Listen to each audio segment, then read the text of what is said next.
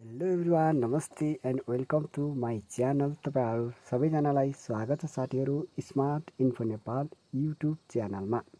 साथीहरू आजको यस भिडियोमा विशेष गरी एक क्लिकमा आफ्नो फोटोलाई भने जस्तो होइन ब्याकग्राउन्ड रिमुभ गरेर कसरी सेट गर्ने यसको बारेमा विशेष भिडियो बनाउँदैछु र तपाईँले पनि यस्तै खालको फोटोहरू एडिट गर्न चाहनुहुन्छ भने भिडियोलाई अन्तिमसम्म हेर्नुहोला र नयाँ आउनुभएको छ भने च्यानललाई सब्स्क्राइब गरेर सँगै जोडिनुहोला।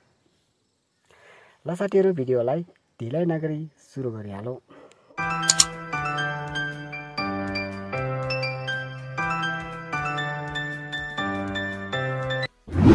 अब साथीहरू तपाईँले सबैभन्दा पहिले आफ्नो मोबाइलमा एउटा पिस एडिटर भन्ने मोबाइल एप्लिकेसन चाहिँ तपाईँले आफ्नो मोबाइलमा इन्स्टल गर्नुपर्ने हुन्छ।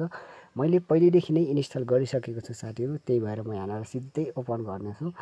ओपन गर्नको लागि योबाट तपाईँहरूले बिना नेट पनि गर्न सक्नुहुन्छ, तर तपाईँको मोबाइलमा इन्टरनेट भयो भने चाहिँ एकदमै सजिलो हुनेछ साथीहरू। इन्टरनेटको माध्यमबाट तपाईँहरूले ब्याकग्राउन्डहरू चेन्ज चाहिँ सजिलै गर्न सक्नुहुन्छ। यसलाई डाउनलोड गरिसकेपछि ओपन गर्नुहोला र ओपन गरिसकेपछि त्यहाँ मागेका पर्मिसनहरूलाई तपाईँ एलाउ गर्दै आउनुहोला र एलाउ गर्दै आइसकेपछि यहाँनिर तपाईँले विभिन्न ब्याकग्राउन्डहरू तपाईँ देख्न सक्नुहुन्छ। तपाईँलाई जुन ब्याकग्राउन्ड चाहिँ तपाईँ मनपर्छ त्यो तपाईँ चुज गर्नुहोला। यहाँनिर फोटोहरू फ्रेमहरूमा देखाइएको छ, यस्तै खालको तपाईँको फोटो बन्नेछ र यो एप्लिकेसनबाट फोटो मात्र एडिट नभएर साथीहरू तपाईँले आफ्नो फोटोकोलाई म्याजिक भिडियो पनि बनाउन सक्नुहुन्छ, जसरी यहाँनिर देख्न सक्नुहुन्छ।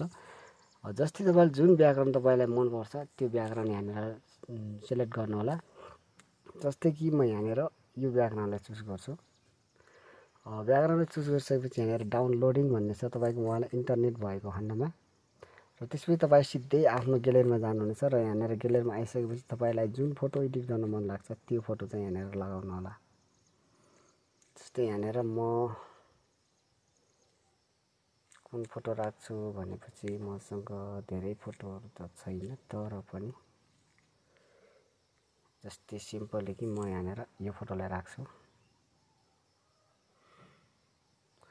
यो फोटोलाई सेलेक्ट गरिसकेपछि यहाँनिर तपाईँको यसरी फोटो आउनेछ। यदि तपाईँलाई यो ब्याकग्राउन्ड मन परेन भने तपाईँले यहाँबाट चेन्ज गर्न सक्नुहुन्छ साथीहरू। यहाँनिर थुप्रै ब्याकग्राउन्डहरू छ, तपाईँले आफ्नो इच्छा अनुसार चाहिँ चेन्ज गर्न सक्नुहुन्छ। जस्तै कि मानव म यहाँनिर यसलाई सेलेक्ट गर्छु। चुज गरिसकेपछि यहाँनिर यस्तो गरेको छ, तर तपाईँले यसलाई चाहिँ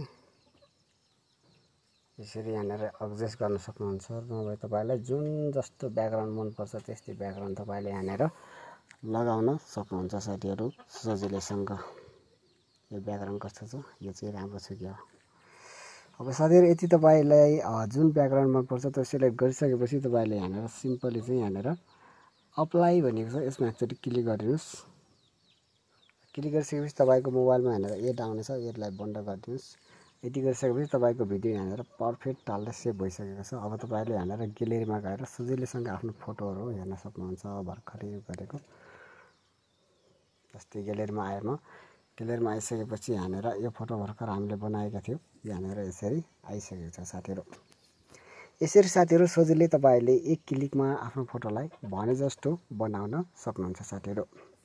हुन्छ साथीहरू, आजको यो भिडियोमा यति मात्रै जानकारी रहेको थियो। अर्को भिडियोमा तपाईँलाई फेरि भेट्नेछु। छुट्टिन्छु, नमस्ते।